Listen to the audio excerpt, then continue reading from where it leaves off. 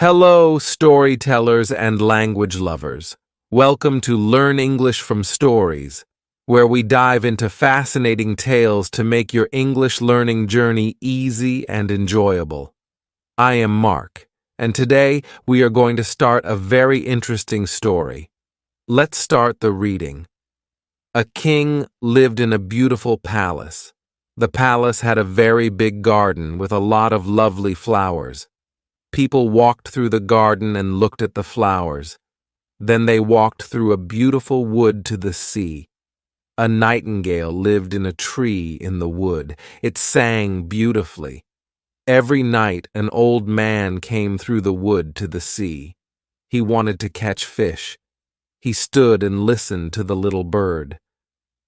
"Oh, that's a pretty song," he thought, and he cried. Visitors from many other countries came to see the king. "We like your city, your palace, and your garden," they told the king. "They're very beautiful." Some visitors heard the little bird. "Nothing is as beautiful as the nightingale's voice," they said. They wrote books about the city, the palace, and the garden, and they always wrote wonderful things about the nightingale. Other people round the world read these books, and one day the king saw one. He read, and he was very happy. "But nothing is as good as the nightingale's voice," the book said. "What's this?" asked the king. "The nightingale? I don't know this bird. Is there really a bird with a beautiful voice in my garden? Nobody told me. We learn a lot of new things from books." So the king called his most important servant. "People say there's a very pretty bird here," said the king. "They say that it sings very beautifully. I want the nightingale to sing to me tonight." "I don't know this nightingale," said the servant, "but I'll find it." But where was the bird? The servant ran everywhere. He asked the other servants, but they knew nothing about it. He went to the king and said, "There's no nightingale here. I can't find it." "A great king sent me this book," said the king. "It says there's a nightingale in my garden. Bring it here now, or I'll be very angry." The servant ran through the palace and its gardens, and the other servants ran too. Then they found a young girl in the palace kitchen and asked her about the nightingale. "Oh, yes, it sings in the wood near the sea. It has a beautiful voice. I take some food through the wood to my mother every night because she's very ill. Sometimes I sit down in the wood, and then I hear the nightingale's song." "Little girl," said the servant, "please take us to the nightingale." The other servants went with them. On their way to the wood, they heard a cow. "There's the nightingale," one man said. "It sings very nicely." "No, that's a cow," the little girl said. "We're a long way from the nightingale's home." Near a small river in the garden, some toads started to make a noise. "Now I can hear it," said a servant. "No, those are toads. They have ugly voices," said the little girl. "But we'll hear the nightingale in these trees." Then the small bird started to sing. "There it is," the little girl said. She showed them a little bird in one of the trees. "Is that the nightingale?" asked a servant. "It isn't very pretty. The other birds are prettier and more interesting." "Little nightingale," the girl called, "our king wants you to sing something to him." "I'll be happy to sing to the king," the nightingale said. "It has a beautiful voice," said the servant. "It will make the king and his friends very happy." "Where is the king?" the little bird asked. Isn't he here in the wood? Pretty little bird, you're going to the king's palace tonight. You'll sing there, the servant said. I live happily in the green trees. Can I sing inside a palace? I don't know, said the nightingale. But the king wants me to sing to him, so I'll try. And the little bird went with the servants to the palace. The king sat in a great room in his palace, and the nightingale sat on a table. The king's servants and his friends were in the room. They all looked at the nightingale. The little bird started to sing. It sang beautifully. The king started to cry, and so everybody cried with him. Your songs make me happy, the king said. I'll give you some pretty shoes. Thank you, the nightingale said, but I don't want anything. You cry when you hear my songs, and that makes me happy. Then it sang again. Please stay in my palace, said the king. You can go out into the wood every morning and afternoon, and again every night. He gave the nightingale servants. They went everywhere with the little bird. One day somebody brought a box to the king. It was another nightingale, but it was wood. What's this? The king asked. It can't eat or drink. It can't walk or run. But can it sing? He looked at his servants. Let's hear it. Somebody turned the key.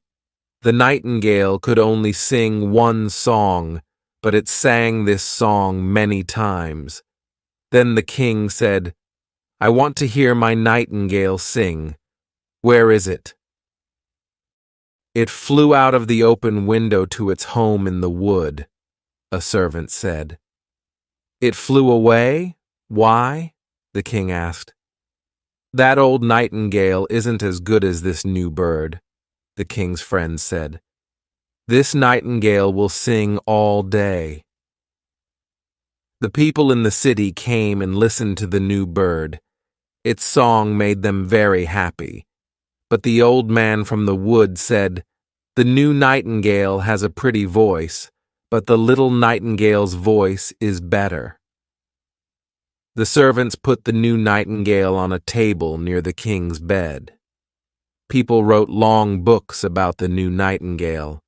Not many people could read these long books. But they liked them because the king did. The new nightingale sang for a year. The king, his friends, and the people in the city knew its song. It always sang the same song in the same way. So now, people could sing with the nightingale. The little boys in the street sang the nightingale's song. The king sang its song too. You sing beautifully, the servants told him. But one night, there was a noise inside the nightingale. Bang! Now the bird could not sing.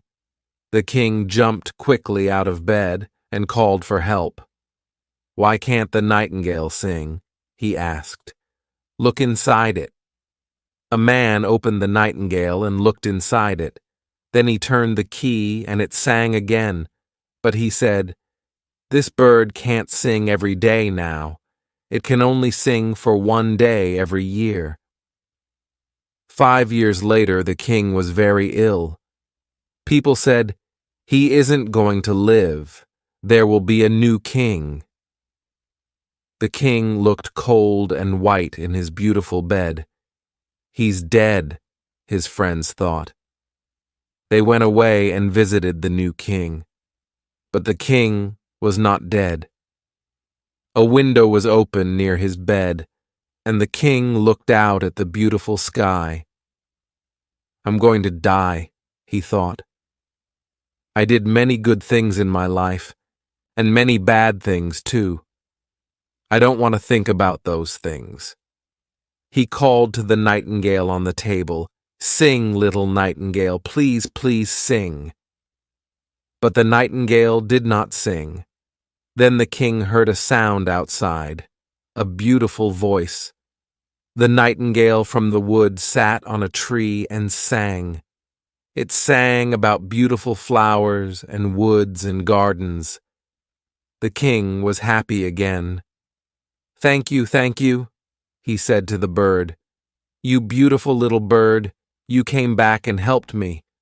I won't die now. What can I give you? You gave me something very beautiful when I first sang for you, the nightingale said. You cried. I will always remember that day, but I'll sing now, and you sleep. The nightingale sang, and the king slept. Later he opened his eyes and saw the sun in the sky. Where are my servants? He asked. They aren't in the palace. Do they think I'm dead? Are they with the new king? The little nightingale sat next to him and sang. Please stay with me, the king said. I'll throw the other bird away. Don't throw the other bird away, said the nightingale. It wanted to make you happy, but it couldn't sing every day. I can't stay inside your palace because my home is in the woods, but I'll come here sometimes. I'll sit in this tree near your window and I'll sing for you. Then the nightingale flew away. The servants came into the room and looked at the dead king, but he was not dead. The king sat up. Good morning, he said. The end.